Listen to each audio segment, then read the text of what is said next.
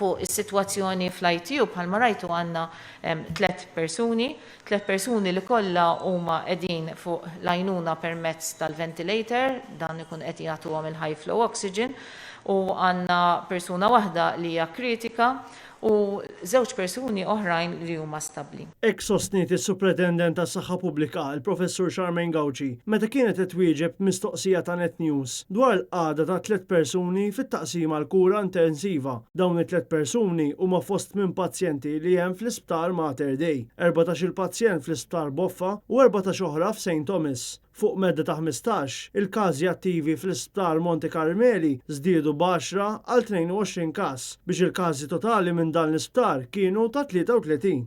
Ħabbret ukoll kif l-aħħar 24 siegħa kienu 32 il-persuni li ttestjaw pożittivi għal COVID-19 biex meta jingħaddu mal-każi totali dawn ilaħqu mal-1925 każ minn mindu faqqet il-pandemija f'pajjiżna f'Marzu li għadda. Il-Professur Gawci ħabbret li fiequ 65 persuna mill-COVID-19 fl-aħħar 24 siegħa biex issa l-każi attivi ilaħqu ma' 685 persuna. Dawn ma jinkludux iċ-ċifri tal-immigranti. L-aħħar dajsa li daħlet propju hemmhekk konna sibna 2 każijiet li huma pożittivi, allura dawk il-persuni kollha li daħlu bid-dajsa hemmhekk dawk kollha għadhom f'kwarantina. Is-Supretendent ikkonfermat ukoll kif għad hemm immigranti pożittivi mill-waslit ta' qabel li qatt iridu jfiequ mill-coronavirus.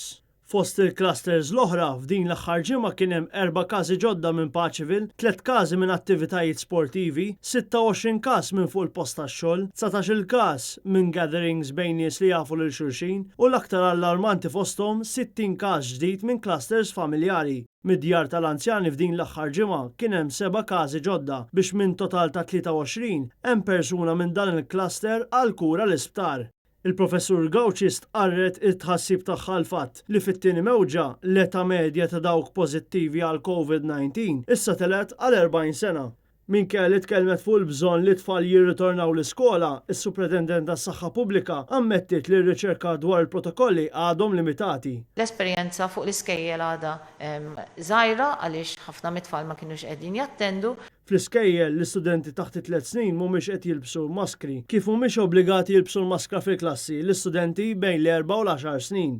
Huma l-istudenti l fuq minn 11 sena biss obbligati li jilbsu l-maskra dejjem. Il-Professur Gawci tat rendi kont ukoll tal-każijiet pożittivi tal-waslit mill-lista oranġo minn mindu bdiet titħaddem is-sibt li għadda. Lista li minn nofs il-lej jiżdiedu magħhom it-Tunezija u r-Repubblika Ċeka. Għamilna 99 random tests fuq persuni li ġejjin minn dawn il-pajjiżi li semmejt.